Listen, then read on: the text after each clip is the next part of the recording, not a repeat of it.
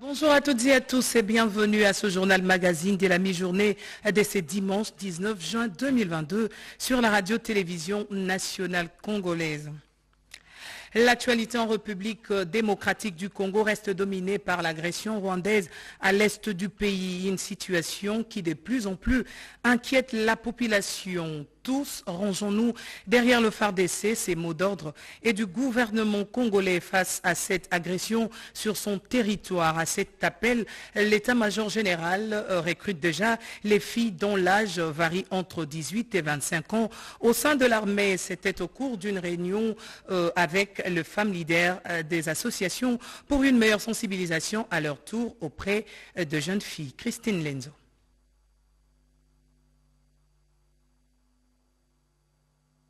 Ces taux faibles poussent les FARDC à procéder au recrutement des jeunes filles de 18 à 25 ans, spécialement pour cette année 2022. Et pour préparer la sensibilisation des filles de la RDC à intégrer l'armée en grand nombre, l'état-major général des FARDC, avec l'appui de la MONUSCO, a animé une réunion débat avec les femmes leaders des différentes ONG nationales et internationales sous la direction du général des brigades, Justine Chechi Mayou, point focal genre au FARDC, entouré de ses collaborateurs. Nous avons constaté qu'actuellement, nous n'avons que 2,3% des filles dans l'armée.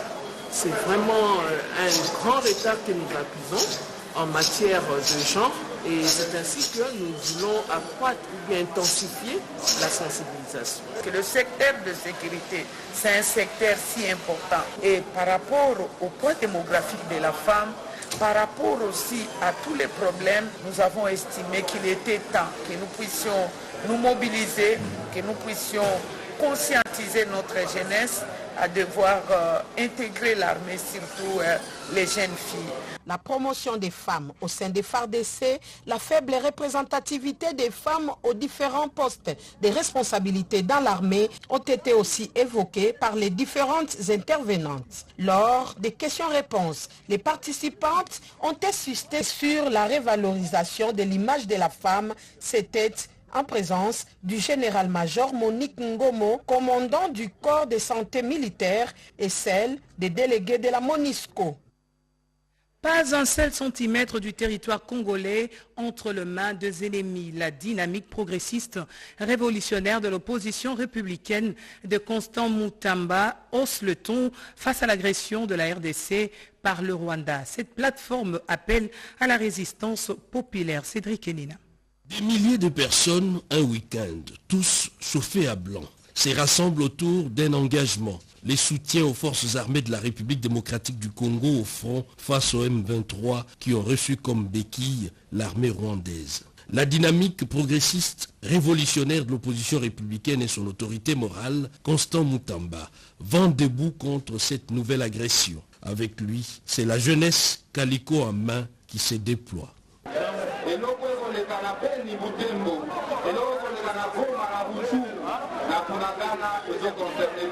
Ils se disent prêts à intégrer les rangs des forces armées pour mettre un terme à cette aventure du Rwanda qui n'a que trop duré.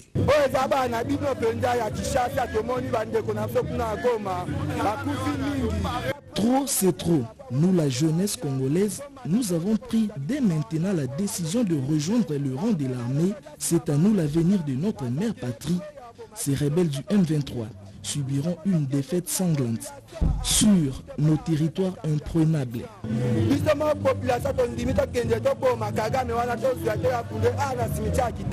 L'ennemi enterré symboliquement, l'espoir de vaincre prend les pas sur le désespoir et la DIPRO se met en alerte pour défendre le territoire national. Le chef du gouvernement Jean-Michel Samalukonde Kyenge est arrivé ce matin à Bruxelles accompagné de quelques membres du gouvernement. Une visite qui s'inscrit dans le cadre du programme du rapatriement de la dépouille du Premier ministre Patrice Emery Lumumba, le héros national congolais. Pati Tondouangou pour plus de détails. On s'achemine lentement mais sûrement vers le rapatriement de la dépouille mortelle de Patrice Emery Lumumba, le tout premier ministre de la République démocratique du Congo dans son pays d'origine. À ce sujet, le Premier ministre Jean-Michel Samalukonde Kyenge est arrivé ce dimanche 19 juin 2022 en Belgique. les retours des reliques de ces héros nationaux en République démocratique du Congo et les résultats de la diplomatie agissante du chef de l'État, Félix Antoine Tshisekedi Tshilombo. Comment les choses vont se passer?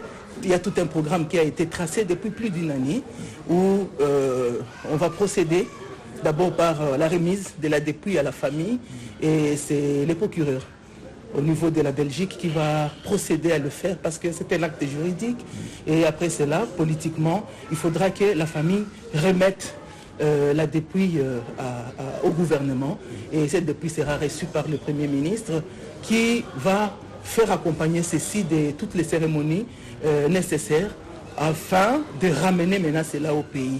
Il y a toute une équipe qui est organisée, qui est censée faire et suivre toutes les étapes. Il y a les cérémonies qui vont se passer en Belgique, il y a la population de Belgique, la diaspora, les Congolais de Belgique qui doivent venir donner les adieux à notre héros national.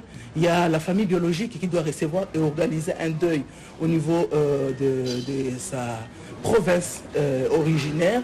Et il y a aussi la tournée qui doit suivre de partout où notre héros a travaillé, puis poser des actes. Sa dépouille doit circuler pour marquer l'histoire, parce que c'est vraiment mémorable pour nous. Et à la fin, ça sera à la veille de l'indépendance qu'on va lui offrir le sépulcre qui était préparé déjà pour lui.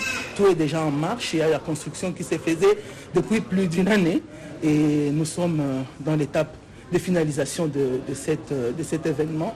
Le chef de l'exécutif national, Jean-Michel Samalukonde Kyenge, est à la tête d'une importante délégation des membres de son gouvernement, composée entre autres du ministre de la Communication et Médias, Patrick Mouyaya. Les représentants de pays membres des réseaux internationaux des agences francophones des promotions d'investissement sont déjà à Kinshasa. Ils prendront part à la 5e réunion annuelle de cette organisation qui s'ouvre demain lundi. Les réflexions porteront sur l'optimisation de flux d'investissement intra-pays au sein de l'espace francophone, défis et stratégies. Patrick Michel Moukouy pour plus d'explications. Malgré ses énormes potentialités, l'espace économique francophone connaît une intégration commerciale et financière encore faible entre ces différentes régions. Les flux d'investissement sont lents, les financements assez rares et les transactions pas assez régulières. La situation avait en 2014 poussé quelques agences francophones de promotion des investissements à se constituer en réseau international en vue d'établir un cadre de concertation, d'échange, de coopération et de solidarité entre elles. L'objectif de ce réseau international des agences francophones de promotion des investissements était notamment de créer une plateforme d'échange d'informations et de collaboration entre les agences de promotion des investissements et d'améliorer le rôle de conseil et d'expertise des API auprès de leurs gouvernements respectifs pour un renforcement de leurs capacités. La première assemblée générale tenue à Abidjan avait jeté les bases d'une collaboration qui au fil des ans porte ses fruits.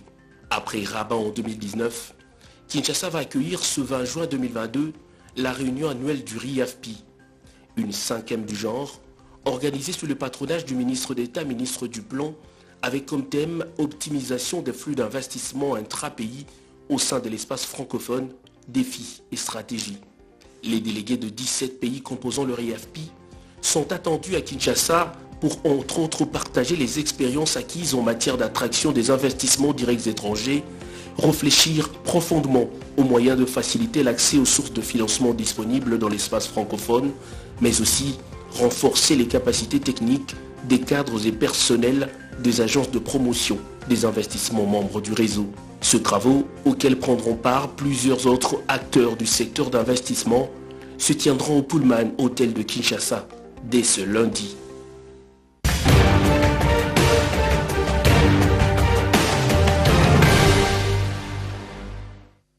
3 nouveaux juges ont prêté serment devant le président de la République, comblant ainsi la vacance à la Cour constitutionnelle. Le chef de l'État a également présidé au cours de la semaine le Conseil de sécurité spéciale. Des mesures fermes ont été prises en rapport avec la situation prévalant dans l'est du pays où la RDC est victime de l'agression du M23 soutenue par les Rwandais. Le résumé des activités du chef de l'État avec Pierre Kibambe Somoui.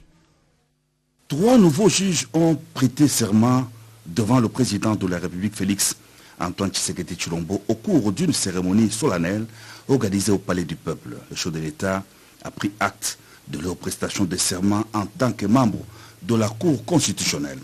Il s'est agi des juges Christian Yuma Bahati, Sylvain Loumou et Dieudonné Manza Bondia.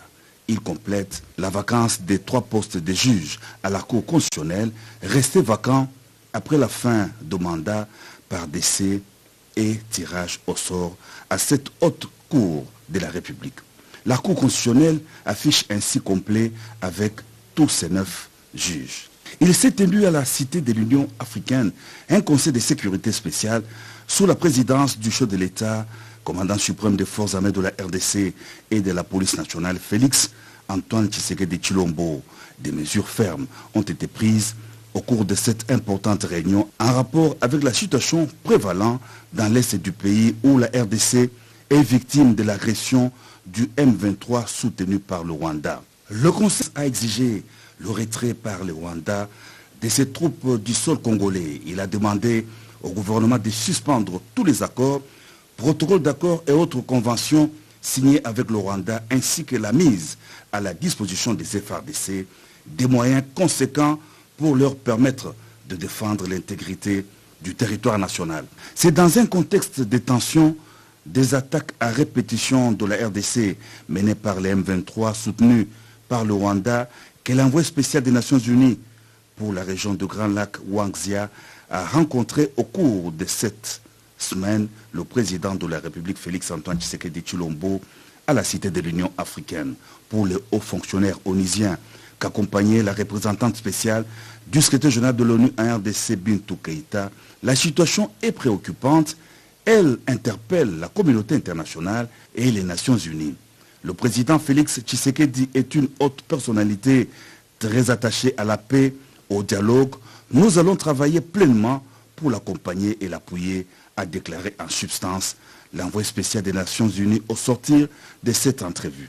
C'est au terme d'une mission d'une semaine à Kinshasa que Mme Ode Mario Kolish, chef du département Afrique centrale au service européen d'action extérieure, à la tête d'une délégation pluridisciplinaire travaillant dans les différentes institutions de l'Union européenne, est venue rencontrer le président de la République à la Cité de l'Union africaine, conduite auprès du chef de l'État par l'ambassadeur de l'Union européenne à RDC, Jean-Marc Châtaignier. La délégation est venue se mettre à l'écoute de la situation de sécurité dans l'est du pays. L'Union européenne compte accompagner la République démocratique du Congo. Elle appuie toutes les initiatives régionales pour trouver une médiation aux récents événements dans l'est de la RDC, a renchéri Mayo Kolish, chef du département Afrique centrale au service européen d'action extérieure.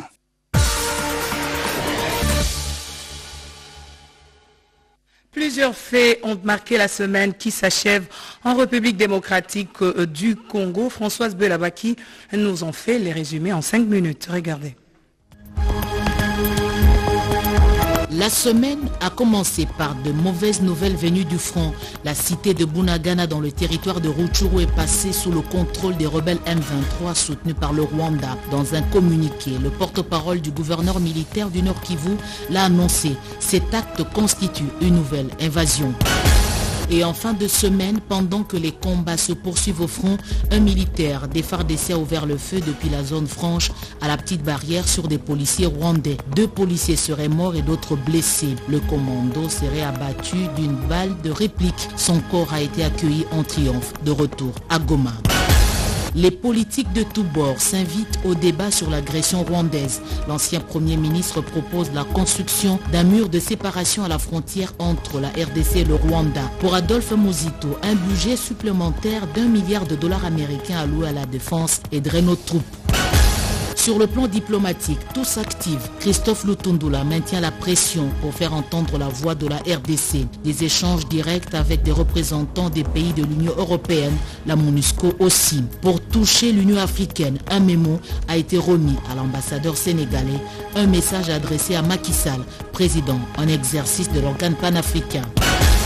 Célébration de la Journée internationale des donneurs bénévoles du sang le 14 juin. Côté officiel, le gouvernement a remis des équipements au programme national de transfusion sanguine. Et pour sensibiliser l'opinion, la fondation Denis Nyakeru Tshisekedi a prêché par l'exemple. Ces équipes ont donné du sang à cette occasion. Sur un autre chapitre, l'épouse du chef de l'État a été élue par ses pairs au poste de vice-présidente de l'organisation des First Lady pour le développement. Un mandat de 2 ans avec comme titulaire la première dame de la Namibie. Le vote a eu lieu à Brazzaville. Promotion de l'entrepreneuriat féminin. Une centaine de femmes a été formée sur la monétique. Comment gérer de l'argent et faire des achats à partir de son téléphone. Quels sont les avantages d'un compte bancaire. Ces épouses des policiers, femmes commerçantes et autres ont été ciblées par Pluriel. Un cercle d'affaires en appui à la création et au développement de l'entrepreneuriat féminin en RDC. Réajustement du prix du litre d'essence à la pompe, les Quinois reconnaissent l'effort du gouvernement dans la subvention sur le prix. Grâce à cette mesure, le prix affiché reste celui de 2345 francs au lieu de 4700 francs congolais. Lutte contre le banditisme urbain à Lubumbashi et l'insécurité. Des jeunes délinquants arrêtés par la police ont été mis à la disposition du service national pour une rééducation et la réinsertion sociale, excepté les mineurs. Sport, le ciel s'est éclairci dans les rapports entre la RTNC et la Linafoot. Les supporters vont désormais retrouver du plaisir à suivre sur la télévision nationale les rencontres des compétitions des clubs nationaux. Les angles ont été arrondis entre les parties pour le retour de la chaîne nationale au stade des Martyrs. On termine par les anges adorables. Wenge Musique à 4x4 tout-terrain livre le concert de la réconciliation le 30 juin prochain au stade des Martyrs. En soutien aux troupes au front, une partie des recettes récoltées sera remise aux femmes victimes des viols dans l'Est et aux hommes en armes.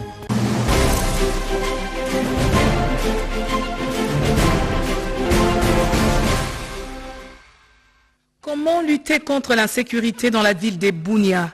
Des partenaires ont décidé d'éclairer des espaces obscurs. Un dossier de Junior Selemani.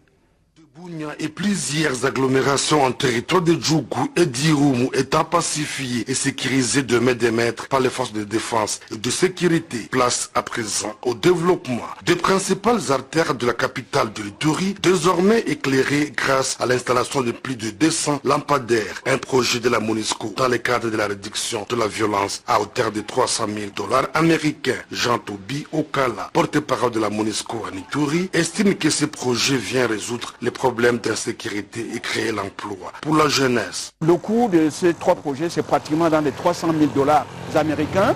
Il y a environ 200 poteaux et il y a des centaines, presque un bon millier de jeunes et de femmes qui ont été employés comme main d'œuvre pour ce projet. On a créé du travail, comme dirait quelqu'un, on a joint l'utile à l'agréable. Apporter la lumière, lutter contre l'insécurité, donner du travail en l'espace de quelques mois à des jeunes à risque, à des jeunes femmes. Le tronçon compris entre rond-point Kappa et l'aéroport de Bunia, jadis source de plusieurs cas d'accidents mortels et de banditisme, retrouve à ce jour sa quiétude. Témoin des habitants. On est tellement contents parce que ici, c'était tellement sombre. Ici, on passait la nuit, on avait peur, des choses pareilles, mais maintenant on est en sécurité. On se sent tellement libre, on peut marcher, même en 21 heures, avec 2 heures, on est bien en sécurité, voilà. Avant, on vendait avec des lampes torches suite à l'obscurité, mais actuellement, nous sommes bien éclairés et nous vendons en toute sécurité. Ça fait du bien, avant il n'y avait pas de lumière. C'était difficile de quitter les ronds-points Kappa pour l'aéroport. On avait peur de marcher, mais depuis qu'on a installé l'éclairage, tout le monde marche librement et dans la sécurité. Occasion pour les porte-parole de FARDC à Ituri, le lieutenant Jules Ngongo d'appeler la population de Bunia à continuer de faire confiance aux forces loyalistes. Le gouverneur militaire, le lieutenant général Luboya Kashamadjoni, parle de l'éducation à la paix. La population de Bunia en particulier et celle de l'Ituri en général doit cultiver l'éducation à la paix. C'est collaborer, c'est la tolérance, c'est l'esprit d'écoute, c'est l'humilité.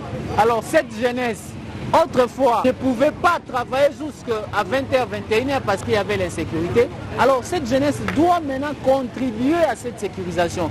Pour redynamiser la sécurisation, il faut que les jeunes puissent cultiver l'esprit de la paix, de travail, d'endurance, de collaborer avec les forces armées et tous les partenaires. Disons-le, l'éclairage public joue un rôle capital dans la lutte contre l'insécurité. Et pour rappel, la desserte en électricité en ville de Bunia est assurée par l'Électrokim, une branche de la société minière de Kilomoto qui exploite la centrale hydroélectrique de Boudana depuis plusieurs décennies.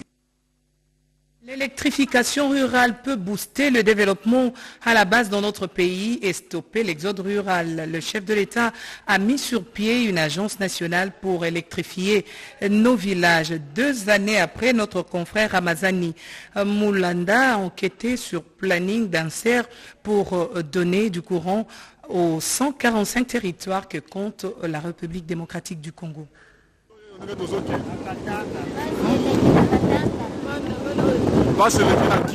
L'exode massif des populations rurales vers les centres urbains s'explique en grande partie par l'absence d'opportunités d'emploi qui prévaut dans leur milieu de vie. Au village, il est impossible de créer une petite entreprise qui peut employer les autres faute d'énergie électrique. Quand ils veulent travailler sur le groupe, nous payons très cher.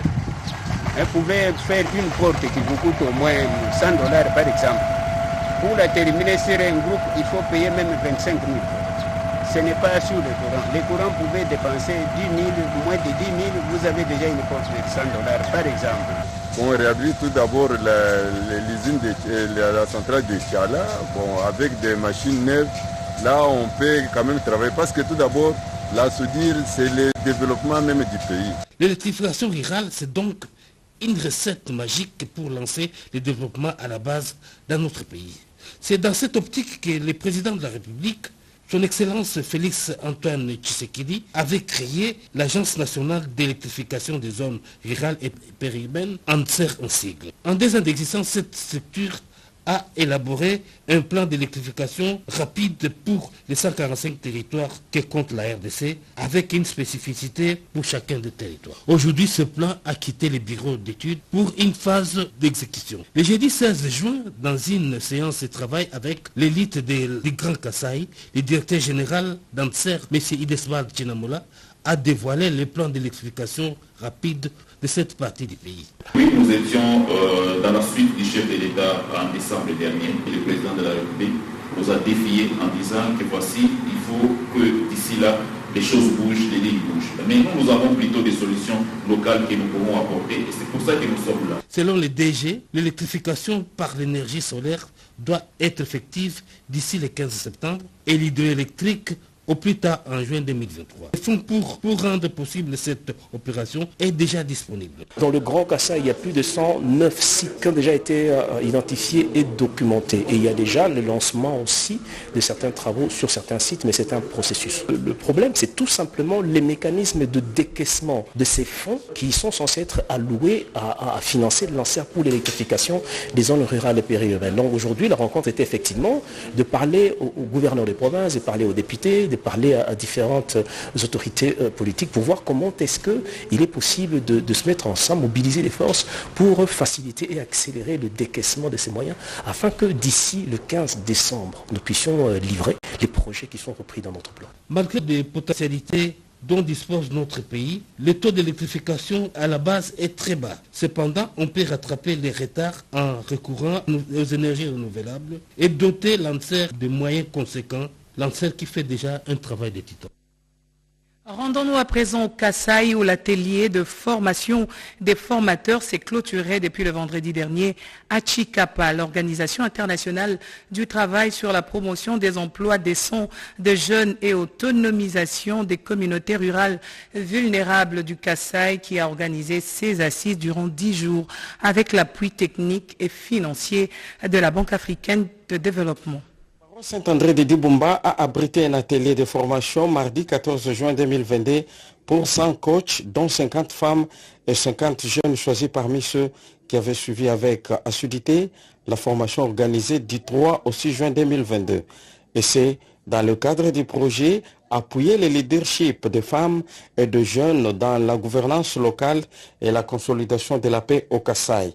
Projet exécuté par l'ONGD, Association pour la dignité de la femme et de l'enfant, APDFE, avec l'appui technique et financier de l'ONU Femmes, sous financement du Fonds pour la consolidation de la paix, PBF, du secrétaire général des Nations Unies. Jean Yazel Sabinti, coordonnateur national de l'APFE, parle de la mission donnée à ces 100 mobilisateurs. L'atelier a consisté à mettre en place un pool de coachs. Les coachs, pourquoi? Parce qu'ils sont mobilisateurs.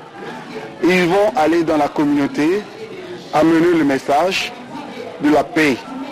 Donc, dans le cadre de cohabitation pacifique, résolution des conflits et en même temps promouvoir les droits de jeunes et de femmes ici au Kasaï. Les matières apprises ont été bien assimilées à la grande satisfaction des participants. Je suis un coach de coach maintenant là, parce qu'on m'a donné des techniques. On m'a montré qu'est-ce que je peux faire si je veux arriver dans un milieu. D'abord me présenter devant l'autorité du milieu, prendre connaissance avec lui, et l'écouter, avoir la tolérance, être un homme patient. Le Chevalier de la Plume était convié hier à la présentation de l'ouvrage « Les défis à relever dans les secteurs des mines de la RDC ». L'auteur du livre, le professeur Willy Kitobo Samsoni, dégage quelques pistes de solutions pour saisir les secteurs des mines, c'est dont la RDC peut gagner du sol et du sous-sol. Nadine Futuka. Les défis à relever dans les secteurs de mines de la RDC. Cet ouvrage du professeur Willy Kitobo Samsoni, ancien ministre de Mines, a fait l'objet de présentations à la presse ce vendredi du 7 juin 2022 au Fleuve Congo Hôtel dans la commune de la Gombe. L'auteur met en exergue ce fonctionnement actuel du secteur de mines.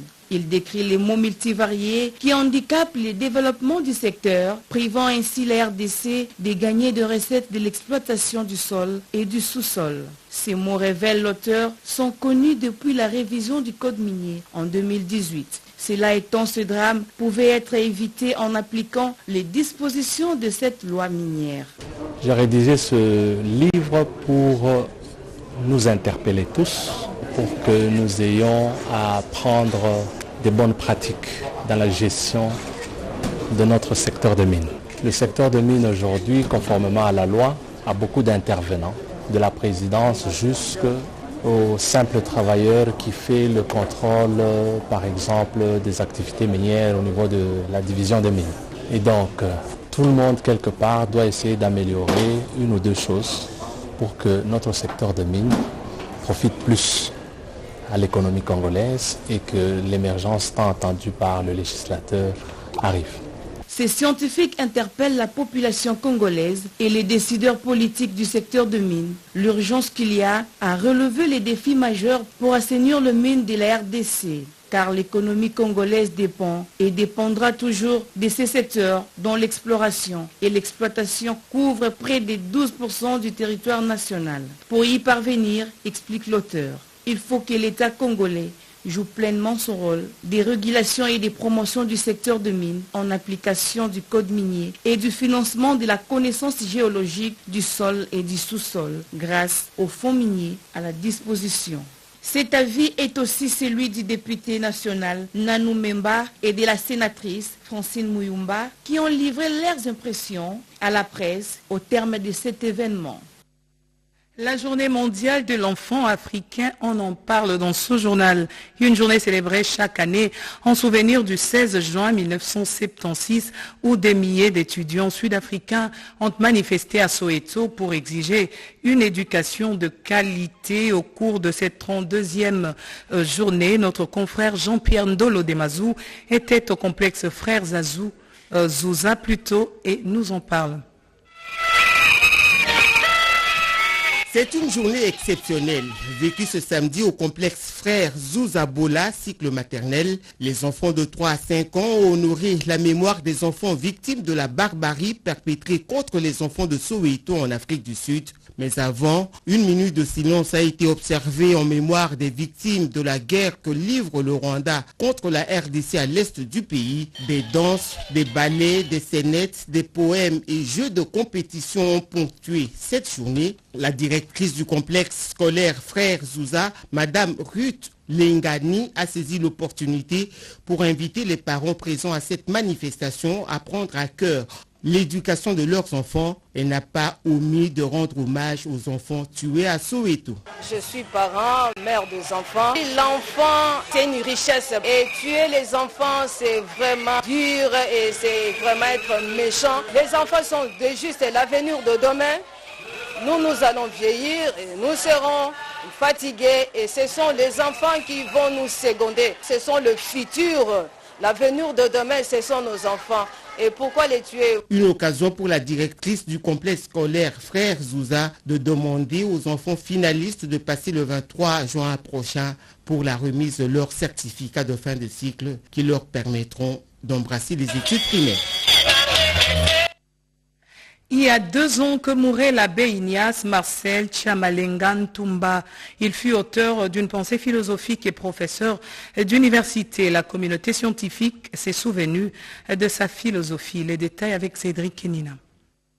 Les grands hommes se mesurent par les écrits et leurs pensées. Le professeur abbé Marcel Tchamalenga Ntumba de l'université de Kinshasa en fait partie. Ces philosophes auteurs d'une pensée, la pissoïté, assise sur le nous communautaire qui se forge et s'obtient et qui consacre en même temps le fondement de la construction d'une nation, ce qui est d'ailleurs tout le contraire du jeu égoïste. 2 ans après sa mort, ce dernier a reçu les hommages de la communauté scientifique, sa famille biologique et autres maillons de la société. Sa grande philosophie qui nous a légué, c'est la bissoïté, qui est un nous sans frontières, incluant les divins, les animaux et la grande famille.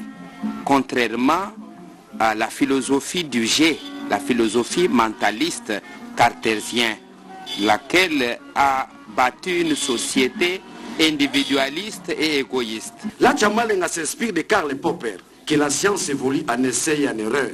Souvent, on a peur d'échouer. Parfois, on a peur aussi de parler parce qu'on va nous critiquer par les autres. Mais Tchamalenga nous encourage. Il faut essayer, tant soit peu, avec des infirmités, avec des incohérences, jusqu'à atteindre la vérité. Au regard de la qualité du défunt, une messe de suffrage et la pose de la pierre tombale, 2 activités importantes ont figuré dans le lot des hommages rendus au professeur abbé, scientifique des renom. Et pour terminer, sachez que les étudiants de l'ISTEM Kinshasa ont été sensibilisés sur l'importance de l'environnement. C'était à l'occasion de la célébration de la Journée mondiale de l'environnement avec les professeurs d'université. Rodé Panda pour plus de détails. Les étudiants de l'Institut supérieur des techniques médicales ISTEM de Kinshasa en général et de la section hygiène, sécurité au travail et gestion de l'environnement ont été sensibilisés ce mardi à l'ISTEM Kinshasa sur l'importance de la préservation de l'environnement. C'était au cours d'une journée scientifique organisée en rapport avec la célébration de la Journée mondiale de l'environnement commémorée chaque le 5 juin de l'année. Le thème principal de cette matinée, une seule terre. Plusieurs intervenants, notamment le professeur Jean-Pierre Béa Diboué et le Estache Kidi Kwadi et le chef de travaux André Onema ont axé leurs interventions sur le développement durable et ses corollaires, la gestion du climat et de l'économie verte, ainsi que la gestion durable de l'écosystème urbain. Bien avant cette conférence, le secrétaire général à la recherche a lui aussi sensibilisé les assistants chefs de travaux d'accélérer leur recherche au niveau de l'école doctorale. L'ISTEM, c'est une institution mère médicale du pays. C'est la sensibilisation. Les enfants doivent être conscients. Nous devons conserver cette terre. Or, le rayonnement d'une institution dépend des valeurs de sa recherche. Sensibiliser des chefs de travaux éternels ou des assistants éternels et de venir faire le 3e cycle pour qu'ils nous remplacent demain. Tous ont compris. C'était aussi une occasion pour le directeur général de l'ISTEM Kinshasa, le professeur Daniel Kakoulé, de conscientiser les étudiants à l'amour du savoir et de la recherche. C'en est fini pour 13 heures, mais l'actualité reste en continu sur nos antennes. Madame, Monsieur, merci de l'avoir suivi. 19 heures, retrouvez Élisée Kambalé pour la suite de l'actualité. Excellente suite de programme à toutes et à tous. Au revoir.